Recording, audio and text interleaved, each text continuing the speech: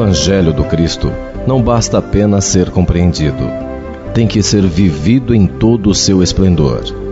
E para darmos o primeiro passo nesse aprendizado, comecemos pelo nosso lar. Os esclarecimentos e sugestões desta obra visam colaborar na implantação do estudo sistemático do Evangelho, através das obras da codificação de Allan Kardec. E quanto aos resultados, desde que praticados com fé, determinação e amor, terão morada definitiva em nossos espíritos. O Evangelho no Lar. Prática e vivência espírita. Boa noite a todos. Mais uma vez estamos aqui reunidos no Evangelho no Lar da Rádio Fraternal. Sejam todos bem-vindos.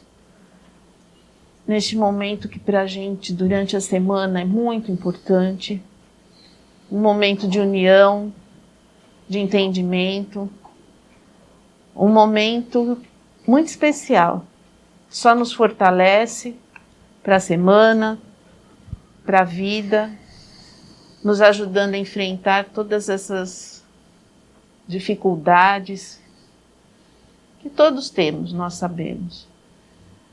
A importância do Evangelho no lar justamente é para que a gente estude a palavra de Jesus, através dos seus ensinamentos possamos ter discernimento para conviver, para passar por tudo que a gente precisa passar, para a gente evoluir. Afinal, a gente está aqui para isso, né? Evoluir. O nosso Evangelho, o roteiro que a gente segue, é uma leitura. Aqui a gente usa o Evangelho segundo o Espiritismo. Escolhemos aleatoriamente um capítulo, lemos, discutimos, aberto a comentários, são experiências trocadas, ideias trocadas, tudo no intuito do nosso desenvolvimento, da nossa evolução. Se vocês não tiverem Evangelho no lar, muitos outros livros, como Fonte Viva, existem com textos excelentes, com os exemplos de Jesus, para que a gente possa nos orientar, para que a gente possa discutir e nos fortalecer. Vocês podem ter certeza, todas as vezes que o Evangelho é feito, uma energia muito boa, muito grande, é passada do plano espiritual para todos nós aqui no plano físico. É essa união que nos faz caminhar. Hoje a gente vai ter uma leitura do Evangelho, capítulo 13, Fazer o Bem Sem Ostentação.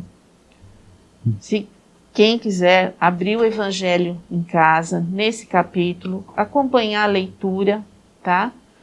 E assim, quem se interessar, no nosso site, fraternal.net.br, vocês encontram o roteiro de como proceder durante o Evangelho no lar.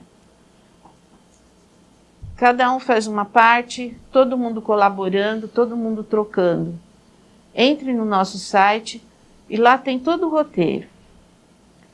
Hoje aqui nós vamos ter a prece inicial feita pela Patrícia, pela Natália e pela Nalu. A leitura hoje será feita pelo Paulinho. Após a leitura, nós abrimos para os comentários, todo mundo pode falar, quem se sentir à vontade, quem tiver vontade. Depois as vibrações serão feitas pelo Ricardo e a prece final pela Mara. Então hoje vamos dar início com a leitura do texto pelo Paulinho. Desculpe, prece inicial.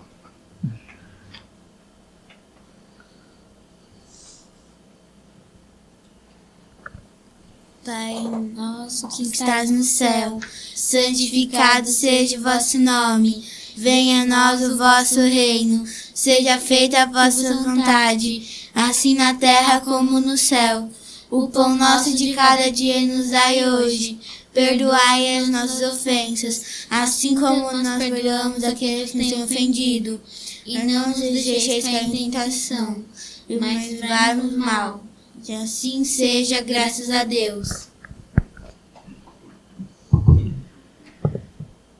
E assim então, todos unidos nessas vibrações de amor, de paz, vamos agradecer pela oportunidade de mais um Evangelho. Que possamos, na noite de hoje, aprender um pouquinho mais sobre os ensinamentos de Jesus. Que Ele nos ampare na sua luz, no seu amor, para que possamos seguir confiantes a nossa escalada evolutiva. E com a prece e a permissão da equipe do Evangelho, nós iniciamos o Evangelho desta noite. Senhor, fazei-me instrumento de vossa paz. Onde houver ódio, que eu leve o amor. Onde houver ofensa, que eu leve o perdão. Onde houver discórdia, que eu leve a união. Onde houver dúvida, que eu leve a fé. Onde houver erro, que eu leve a verdade. Onde houver desespero, que eu leve a esperança. Onde houver tristeza, que eu leve a alegria. Onde houver trevas, que eu leve a luz. Ó Mestre, fazei que eu procure mais consolar que ser consolado, compreender que ser compreendido, amar que ser amado, pois é dando que se recebe, e é perdoando que se é perdoado, e é morrendo que se vive para a vida eterna. Que assim seja.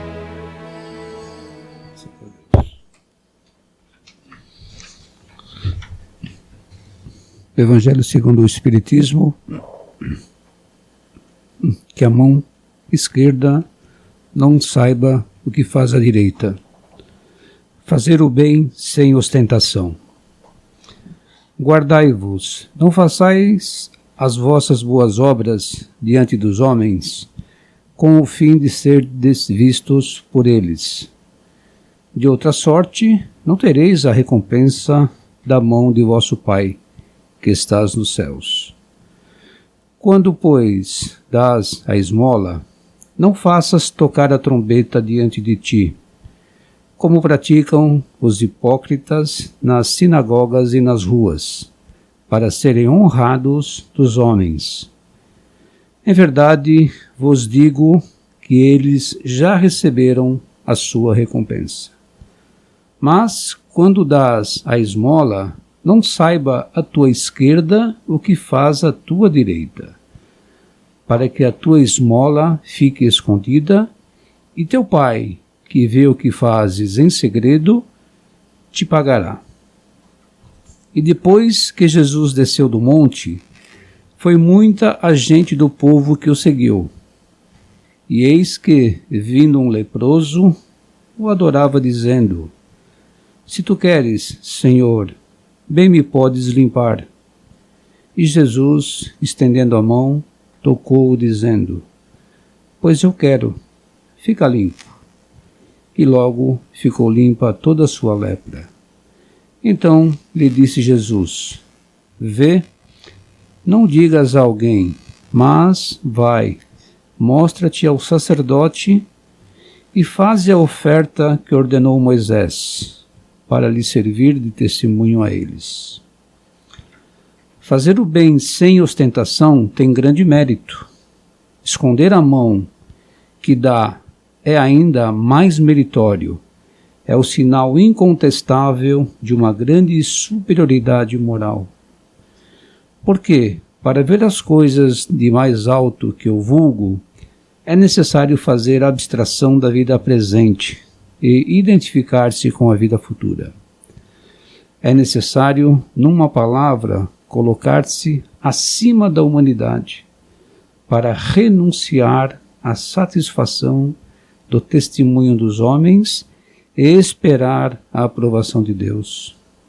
Aquele que preza mais a aprovação dos homens que a de Deus, prova que tem mais fé nos homens que em Deus, e que a vida presente é para ele mais do que a vida futura, ou até mesmo que não crê na vida futura. Se ele diz o contrário, age, entretanto, como se não acreditasse no que diz. Quantos há o que só fazem um benefício com a esperança de que o beneficiado o proclame sobre os telhados, que darão uma grande soma à luz do dia, mas escondido não dariam sequer uma moeda. Foi por isso que Jesus disse: os que fazem o bem com ostentação já receberam a sua recompensa. Com efeito, aquele que busca a sua glorificação na terra, pelo bem que faz, já se pagou a si mesmo. Deus não lhe deve nada, só lhe resta a receber a punição do seu orgulho. Agora estamos com os nossos comentários abertos. A lição de hoje, falando de fazer o bem sem ostentação. Ninguém precisa ficar sabendo o que se faz de coração. Aquele que recebe, ele sabe o porquê e ele vai te agradecer. E assim, para mim, o que a gente tem que fazer? A gente tem que fazer por amor, com amor. Tudo que é feito com amor, o Pai está vendo e você vai ter sua recompensa. O bem volta e isso ninguém tira de você. Permite? Com certeza. Acho que o texto de hoje, ele permite que nós possamos expor tudo aquilo que nós temos de negativo e tudo aquilo que nós temos de positivo. E por quê? Porque quando nós praticamos o bem, de uma certa forma, estamos auxiliando as pessoas. Mas, muitas vezes, queremos ser recompensados por esse bem que estamos fazendo ao nosso semelhante. E aí é que entra realmente essa questão que nós já recebemos essa recompensa, aquele que pensa dessa forma, né? Porque quando nós fazemos o bem sem olhar a quem, isso é uma frase que todo mundo fala, né? Fazer o bem sem olhar a quem, nós temos a recompensa na eternidade. E aí o Evangelho, o capítulo, é muito seguro, quando ele fala que quando eu tenho essa ideia só do presente, que eu só vivo essa vida e que os prazeres dessa vida é que me conduzem pelo meu caminho, eu já estou dando um recado exatamente que eu não acredito no futuro. Eu não acredito na espiritualidade, eu não acredito na reencarnação, eu não acredito em nada disso. Isso é muito claro. Então eu acho que o Evangelho de hoje nos leva exatamente a fazer uma reflexão, né?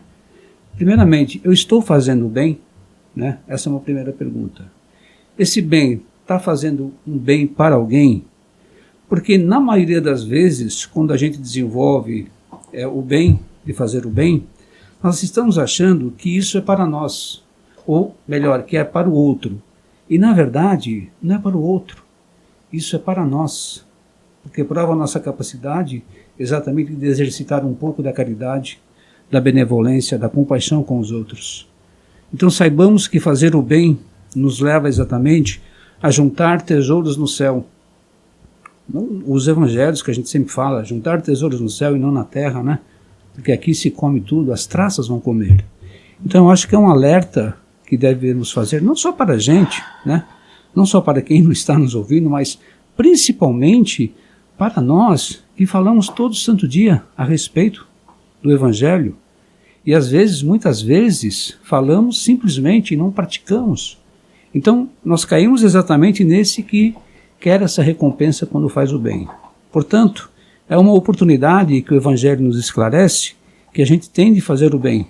Não importa o tamanho do bem que você vai fazer, né? Não precisamos coisas grandiosas, mas coisas pequenas que possam fazer a diferença exatamente no outro. E não se preocupe, né? A recompensa já estará nos céus. Eu posso. eu penso que a gente vê que caridade é uma coisa que vende muito, né? Quanto que a gente vê as pessoas, às vezes, propagandeando a caridade. E quando a caridade é vendida, eu penso que ela é fruto, efetivamente, da vaidade. Então, eu estou dando para mostrar, para vender, para aparecer, né? Então, esta não é a verdadeira caridade. É a caridade vaidosa, é a caridade não humilde. E muitas vezes, dar do que nos sobra é fácil. Porque às vezes a gente dá o quê? Dá a roupa que a gente não usa mais, dá o alimento que a gente tem sobrando, dá o que a gente tem de supérfluo. Eu penso que o mais difícil é a gente dar do que efetivamente nos falta, que é dar uma palavra de consolo, que é dar paciência, tolerância, agir em favor do semelhante. Isso é difícil, porque isso pressupõe renúncia.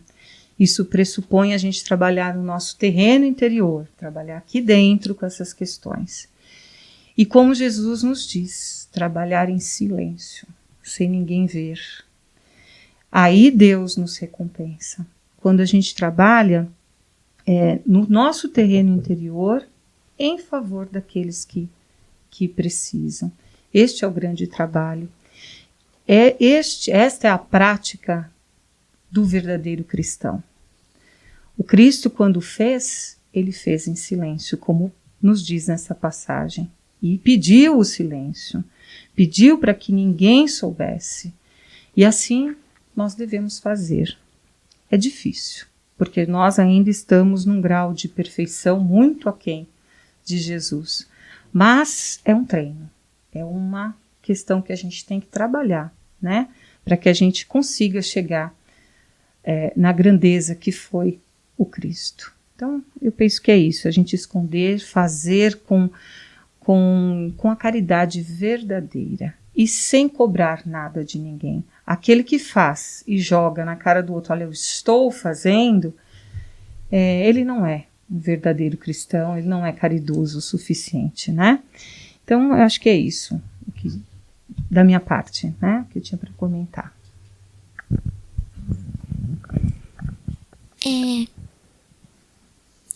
Se a gente, como a Patrícia falou, fica mostrando que a gente tá fazendo a caridade para todo mundo, não é a verdadeira caridade, porque ficar se amostrando para todo mundo só para parecer maior não é caridade. Caridade é quando a gente tem alguma coisa aqui dentro do nosso coração, que forma uma palavra que se chama da caridade, que é tipo quando a gente ganha aquela cesta de alimento, vem uns 5 ou 4 sacos de arroz, a gente não vai usar tudo isso, pelo menos um já basta, e a gente pode dar para as outras pessoas. Isso é caridade. Uma roupa que não serve mais na gente, uma roupa que a gente não usa, em vez de jogar fora, a gente pode dar para uma pessoa ou dar para doação para alguém pegar aquela roupa que não tenha, né? E tipo assim, se você quiser dar alguma coisa para alguma pessoa, você tem que mostrar para ela que você está fazendo a verdadeira caridade. Não é que nem pegar o microfone, um alto-falante falando, eu tô fazendo caridade, eu tô dando as coisas, eu tô doando. Outro dia, eu e minha mãe, a gente tava num lugar onde tem um monte de loja e a gente encontrou um monte de pessoas na rua sem comida, e tinha gente com placa escrita assim, fome dói. E eu partia meu coração e eu senti o que eles sentiam. Se eu conseguisse, se pudesse, eu levaria essas pessoas para casa até arrumar um lar para morar. Mas a caridade é muito boa, só isso. Assim, a caridade falsa e a caridade verdadeira tem bastante diferença. Por exemplo, a caridade falsa é assim, eu vou lá, por exemplo, dou um dinheiro para um mendigo, aí depois eu chego lá na minha escola e fico falando, ontem eu ajudei um mendigo que estava passando fome, fiz o bem, sabe? Mas assim, eu não tô falando da caridade verdadeira, porque eu tô me valorizando, eu tô dando assim, eu tô me exibindo por isso, eu tô sendo orgulhosa por isso. Aí, mas se eu vou lá, ajudo uma pessoa que tá com fome, que tá passando necessidade mesmo, eu vou lá e ajudo e não falo nada, isso é a caridade verdadeira. Não eu ficar falando pras pessoas que eu tô fazendo caridade. A caridade verdadeira é você falar e ficar quieto. Como diz aqui, que a sua mão esquerda não sabe o que sua mão direita fez. E é assim, porque eu não posso dar pra uma pessoa que tá lá, tipo, por exemplo, eu achei um dia na rua, quando eu tava indo num lugar com minha mãe, meu pai e minha avó, a gente viu um cara. E a gente ficou meio desconfiado pra dar pra ele. Pois ele tava todo arrumadinho. Ele tava arrumado e tava pedindo dinheiro. Isso foi desconfiado. Porque você não sabe, né? Porque você vai lá e faz, você não sabe. Às vezes você pode estar dando dinheiro pra um ladrão que tá se vestindo de mendigo. Você não sabe. Mas faça a caridade quando você vê que é necessário. Tinha um cara que quando eu ia pra uma escola antiga, eu ia pra ela, ele sempre tava no farol. E eu sempre fazia questão de pelo menos dar uma moedinha pra ele. Porque eu via que ele passava necessidade. Ele passava muita necessidade. Então, é isso.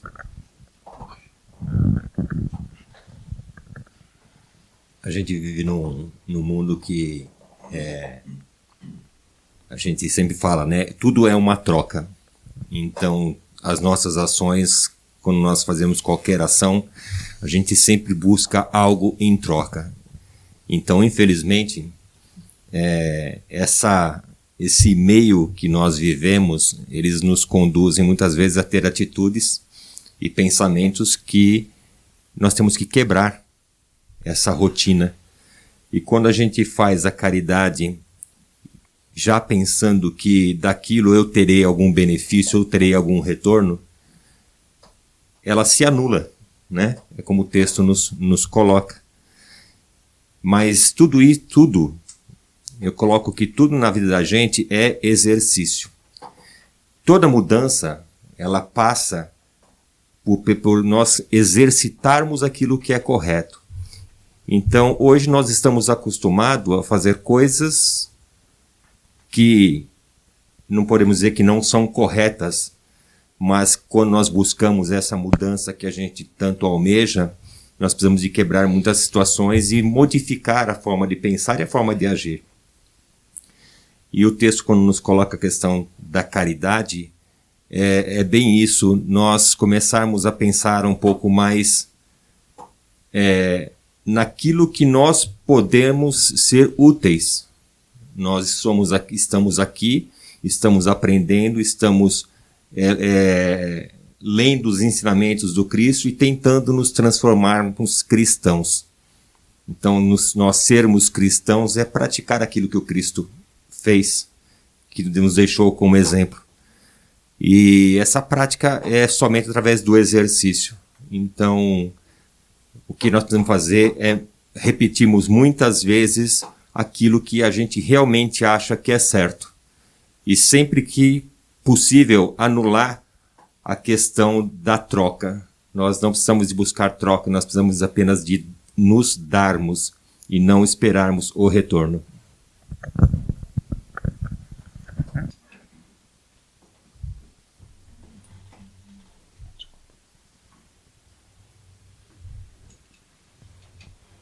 Quando a gente pensa em fazer o bem, né? A gente pensa assim, num bem muito grande, uma doação, um bem material que uma pessoa vai dar para outra, enfim. E aí há aquela ostentação. Mas nós temos que lembrar que o bem ele existe de diversas formas. Então, nós podemos ajudar uma pessoa dando nossos ouvidos, doando o nosso tempo. Já foi falado aqui, lógico, né, da caridade, do abraço. Nós podemos dar um abraço, nós podemos dar uma ajuda no sentido de dividir conhecimento, ajudar em estudos. Nós podemos dar uma oportunidade de emprego. Então, existem diversas formas de se fazer o bem. Mas aí vale uma reflexão. Nós podemos pensar, eu comecei falando no bem grande, né, naquele grandioso bem que se dá para uma outra pessoa, para algumas outras pessoas, e a ostentação. E nós podemos pensar, eu não tenho condição de fazer um bem desse tamanho, então eu não ostento. Então, esse texto não se encaixa a mim, né? E aí vale a reflexão. Quantos de nós, quantas vezes, ou vou falar na minha pessoa só, quantas vezes eu doei, eu dei uma palavra para alguém, um carinho, um sentimento, um apoio, mas depois eu fui e cobrei. Isso acontece muito em relacionamentos, acontece muito na família, né? Com pai, mãe, irmãos, filhos, marido, esposa. Nós ajudamos de uma forma, nós apoiamos de uma forma, mas lá na frente nós iremos cobrar se a pessoa não fizer exatamente o mesmo por nós. Então, aí que está a reflexão, que muitos de nós, ou todos de nós, ostentamos um pouquinho, porque aí é ostentar, quando nós damos alguma coisa e vamos cobrar lá na frente. Então, o texto se encaixa para nós, pessoas que achamos que não temos condição de fazer o bem para muitas pessoas, né? Então, não se encaixa, mas se encaixa sim. É uma reflexão a se fazer. Bom, nesse texto, eu acho interessante a gente pensar no título dele mesmo. Que a mão esquerda não saiba o que faz a direita. Se a gente for analisar essa frase, mas como que uma mão não vai saber o que a outra mão está fazendo? É uma coisa física, né? O nosso corpo fazendo algo. Então, o que quer dizer isso, né? Eu acho que, e também a outra parte do título, que é fazer o bem sem ostentação. Então, eu acho que é quando o bem ele é feito por nós de forma muito natural e espontânea. Você nem percebe o bem que você está fazendo. Então, eu acho que a lição que vem desses dois títulos para mim é essa. É quando eu faço o bem de forma tão natural e tão espontânea que eu nem percebo o que estou fazendo. Então, dessa maneira, que ele é o bem sendo feito dessa maneira, a gente nem percebe, e ele é tão caridoso, tão bom, e faz tão bem a nós, que nos retorna de uma maneira que a gente nem percebe. É algo que assim, traz uma satisfação, um bem-estar tão grande, que é essa a nossa paga de Deus. É isso que eu queria colocar, que esse bem feito de maneira natural, espontânea, vindo do coração, ele vai ser recompensado dando uma imensa paz interior, trazendo um sentimento muito bom. Eu acho que é por aí a reflexão sobre os títulos.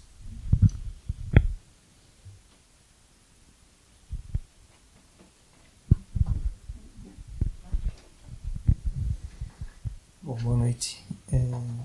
Eu acredito que sempre que nós nos dispomos a fazer o bem, nós estamos externando amor. E quando você externa amor, você externa o Deus que há dentro de você, que é amor.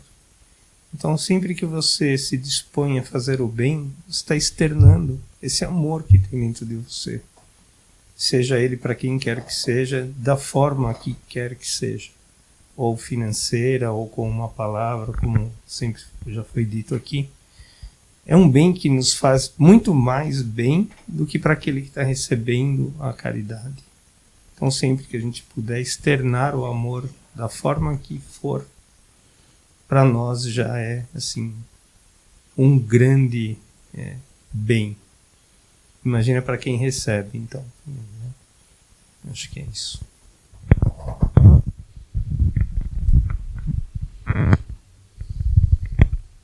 Mais alguém gostaria de comentar mais alguma coisa? Bom, tudo que foi dito aqui, que a gente leve no coração e reflita, né? Para que possamos nos melhorar, para que possamos realmente praticar esse bem sem olhar a quem, de uma forma livre, de uma forma espontânea, realmente. Agora, nós vamos passar para as vibrações que serão feitas pelo Ricardo.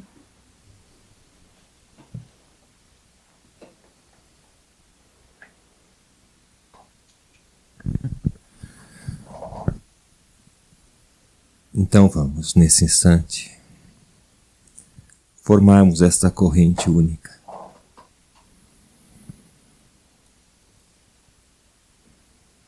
E juntos, de nossos amigos, queridos benfeitores do Evangelho, possamos nos elevar até Jesus, nosso Mestre. E a Ti, Jesus, nós Te trazemos tudo aquilo que temos de melhor, nossos melhores sentimentos, nossos melhores pensamentos, nossa mais pura vibração de amor. E colocamos, Senhor, em Tuas mãos, Te pedindo que leve toda esta energia a todos aqueles necessitados.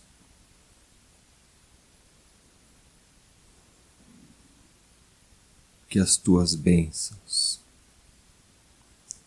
que o Teu imenso amor por nós possa consolar e reerguer os que se encontram nas mais difíceis provas da vida. Te pedimos, Mestre, que a Tua doce palavra possa chegar aos ouvidos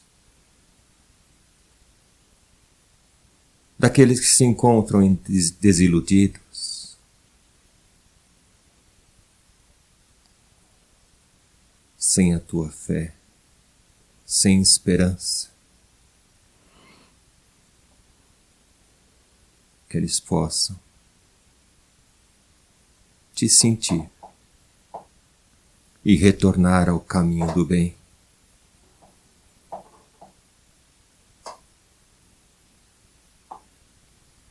Te pedimos, Jesus, por aqueles que mentalizamos nesse instante, nossos entes queridos, familiares, amigos e todos aqueles que sabemos que se encontram em alguma dificuldade, seja física, emocional, espiritual. Que um facho de luz possa ser derramado sobre eles, para que também possam se reerguer, se fortalecer e continuar na sua trajetória. Te agradecemos, Mestre Jesus. Agradecemos, Pai, por nossas vidas, por nossas famílias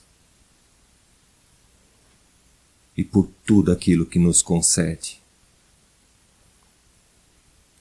para o nosso aprendizado, para a nossa evolução moral e espiritual.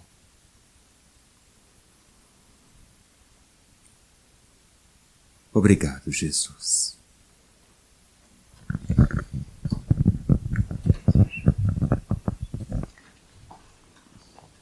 Agora a nossa prece final com a Mara. Então vamos todos agradecer. E temos com certeza muito mais a agradecer do que pedir. Vamos agradecer a Deus por esta santa oportunidade de estarmos aqui aprendendo, conversando sobre os ensinamentos de Jesus Cristo. E vamos pedir, se há algo a pedir, vamos pedir a Jesus que permaneça em nossos lares sempre, durante o dia, durante a noite, ao redor, protegendo, fortalecendo a nós e aos nossos entes queridos. Nós te agradecemos, Jesus, muito, e a toda essa equipe do Evangelho no Lar. A Nossa Senhora Mãe Santíssima, nós agradecemos e enviamos um grande abraço de muita gratidão. Que a sua luz esteja sempre conosco. Assim seja, graças a Deus. Bom, agora a gente está praticamente encerrando o Evangelho. Antes, eu gostaria de dizer, acessem o nosso site, inscrevam-se para que vocês participem no sorteio de um Evangelho. Tem lá direitinho como se inscrever. Quem sabe você é o próximo contemplado aí, né? Um evangelho, para poder fazer o seu evangelho no lar. Nós estamos também em todas as mídias sociais. Telegram, Facebook, YouTube. Acessem o nosso site, vocês vão gostar bastante. Temos músicas, mensagens, palestras, além do evangelho. Esperamos que vocês gostem, participem, que a gente depende de vocês para continuar. E quanto mais a gente se unir, melhor as coisas ficam, vocês sabem disso. Obrigado a todos pela atenção, pelo carinho e até uma próxima.